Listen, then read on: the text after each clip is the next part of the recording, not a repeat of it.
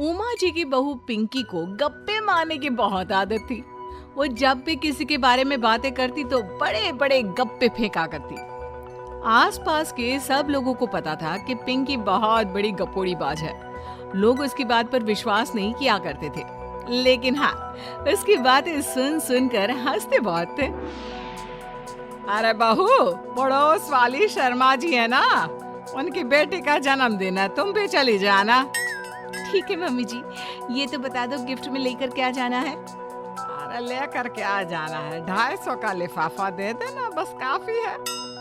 अरे मम्मी जी, अच्छा लगेगा क्या? पड़ोसी है हमारे, हमें कुछ बड़ा लेकर जाना चाहिए। अरे बहू, इतना काफी है। जानती हैं आप, मेरे मायके में जब पड़ोस में किसी की बर्थडे होती थी ना, तो मम्मी कुछ ना कुछ गोल्ड का ही देकर भेजती थी। पड़ोसी के बर्थडे में सोना? ऐसी बातें करती हो। और नहीं तो क्या, आपकी तरह थोड़ी ना लिफाफा पकड़ा दिया। पिंकी शर्मा जी की बेटी के जन्मदिन में चली जाती है। अरे आज तो बड़ी सुंदर लग रही हो साड़ी में। जी मैं तो लहंगा पहनकर आने वाली थी, मम्मी जी नहीं मानी। अरे बेटा, बर्थडे पार्टी में तो साड़ी चल जाती है, मेरा मतलब कोई शादी थोड़ी ना है। कैसी बात कर रही हैं आप आंटी जी? मेरे मायके में तो छोटे छोटे फंक्शन भी हम लोग लहंगा बनवाते थे बुटीक से, डिजाइन करवाकर। चाहे पड़ोस में किसी का जन्मदिन हो, मेरी मम्मी हमेशा बुटीक से नया लहंगा डिजाइन करवाती थी। मैंने तो ऐसा कहीं नहीं देखा। ये तो तुमने आज बड़े कमाल की बात बताई। अरे जाने दीजिए, कोई बात नहीं। और बताइए, आपकी बेटी नजर नहीं आ रही? अरे भाभी, मैं यहाँ हूँ। ये देखिए मेरा ड्रेस कैसा लग रहा है? ठीक ही है, मतलब बर्थडे के हिसाब से थोड़ा हल्का है ना। अरे भाभी, इतना सुंदर गाउन पहना है मैंने। मैं ना शादी से पहले अपने बर्थडे पर हमेशा जरी वाला लहंगा पहना करती थी। यही मैं तुम्हारी मम्मी को भी बता रही थी। उसके बाद केक काटने का प्रोग्राम शुरू होता है। सब लोग इकट्ठे हो जाते हैं। शर्मा जी की बेटी का केक देखकर पिंकी से रहा नहीं जाता। उसके अंदर का गपोड़ी बाज बाहर निकल कर आ जाता है। अरे इतना छोटा सा केक! अरे बेटा, मेहमानों के हिसाब से ही है, जितने लोग इतना बड़ा केक। आंटी जी, कम से कम 4 या 5 मंजिल वाला केक तो बनाना चाहिए था। आपकी बेटी का बर्थडे रोज रोज थोड़ी ना आता है। मेरे बर्थडे पर हमेशा पापा 4 केक बनवाते थे। सारे केक 4-4 मंजिल के होते थे। वहां पर सारे लोग उमा जी के मोहल्ले के ही थे और वो पिंकी के गप्पे मारने की आदत से अच्छी तरह वाकिफ थे, इसलिए सब लोग उसकी बात सुनकर हंसने लगे, लेकिन किसी ने पिंकी से कुछ नहीं कहा। एक दिन सुबह सुबह पिंकी ने अपनी सास से कहा, मम्मी जी, मेरे मम्मी पापा मुझसे मिलने के लिए यहाँ आ रहे हैं। अरे वाह, ये तो बहुत अच्छी बात है। उनके आने की तैयारी करो, अच्छा अच्छा खाना बनाओ। वैसे कब तक आएंगे? मम्मी जी फ्लाइट से आ रहे हैं, कल शाम को 4 बजे की फ्लाइट है। फ्लाइट? लेकिन बेटा, तेरा मायका तो यहाँ से 2 घंटे की दूरी पर है। तेरे मम्मी पापा फ्लाइट से कब से आने लगे? अरे मम्मी जी, आपको पता नहीं है, मेरे मम्मी पापा ना आधे घंटे की दूरी के लिए भी फ्लाइट का टिकट बुक करवाती है। अरे गप्पे थोड़े कम मारा करो बहू। कोई फ्लाइट से तब आएगा ना जब यहाँ पर एयरपोर्ट होगा। तुम्हारी मम्मी क्या उड़कर आएगी घर में? अरे हाँ मम्मी जी, मैं तो भूल ही गई थी। वो क्या ना, मेरे मम्मी पापा हमेशा फ्लाइट से ही ट्रैवल करते हैं, तो मेरे दिमाग से ही निकल गया था। अगले दिन पिंकी के मम्मी और पापा पिंकी से मिलने के लिए उसके घर आते हैं। आइए आइए जी, आपका बहुत बहुत स्वागत है। और संबंध जी, हमारी बेटे की कोई शिकायत तो नहीं ना? ठीक से संभाल लिया है ना आपका घर?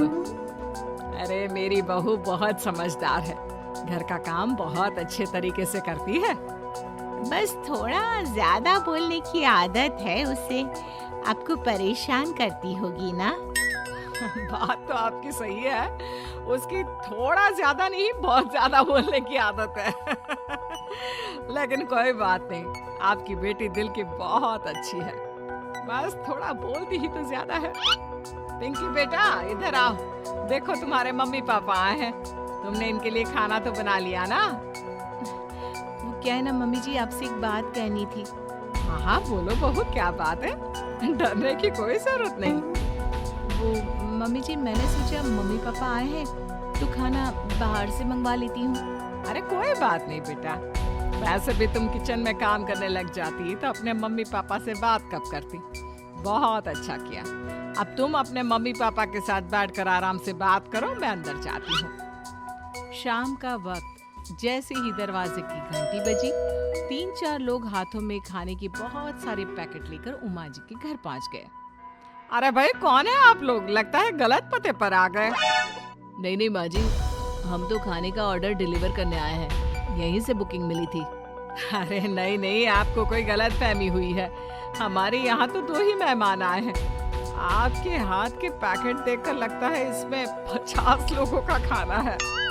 माँ जी आपने सही समझा, खाना तो इसमें 50 लोगों का ही है, क्योंकि हमें ऑर्डर यहीं से 50 लोगों का मिला है।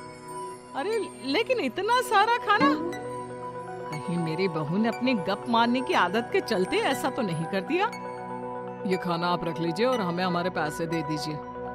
अच्छा वैसे कितने का बिल बना है? ज्यादा नहीं, बस 10,000 दे दीजिए। उन लोगों की बात सुनकर उमा जी पिंकी को आवाज देकर वहाँ बुलाती है। जैसे ही पिंकी वहाँ आती है, खुश होते हुए उन लोगों को वहाँ पर खाना रखने के लिए कहती है। अरे इतना सारा खाना क्यों मंगवाया बहू? अरे मम्मी जी, मैंने आपको बताया तो था, मम्मी पापा आए हैं तो मैं खाना बाहर से मंगवा रही हूँ। ये बात सही है बेटा, लेकिन 2 लोगों के लिए 50 लोगों का खाना? अरे मम्मी जी, कुछ कम पड़ जाए तो अच्छे थोड़ी ना लगता है, और मेरे मायके में तो ऐसा ही होता है, एक्स्ट्रा खाना मंगवाते हैं हम लोग। तभी पिंकी के मम्मी और पापा वहाँ पर आते हैं। अरे बेटा, एक्स्ट्रा खाना मंगवाने का मतलब ये थोड़ी ना होता है कि 2 लोगों के खाने के लिए 50 लोगों का खाना मंगवा लो। और बेटा, तुम्हारी गप मारने की आदत के चलते 10,000 का बिल आया है, तुम्हें नहीं लगता ये गलत है? देखो बहू, बढ़ा चढ़ाकर बातें करना अपनी जगह, लेकिन इतनी बड़ी बड़ी फेंकना भी गलत है ना। पहली बात तो इतने सारे पैसे लगे, और दूसरी बात खाना वेस्ट होगा। आप लोग ठीक कहते हैं, मैं आज के बाद अपनी इस आदत को कंट्रोल करने की कोशिश करूंगी और अब से गप थोड़ी कम मारा करूंगी। पिंकी की बात सुनकर सब लोग हंसने लगे।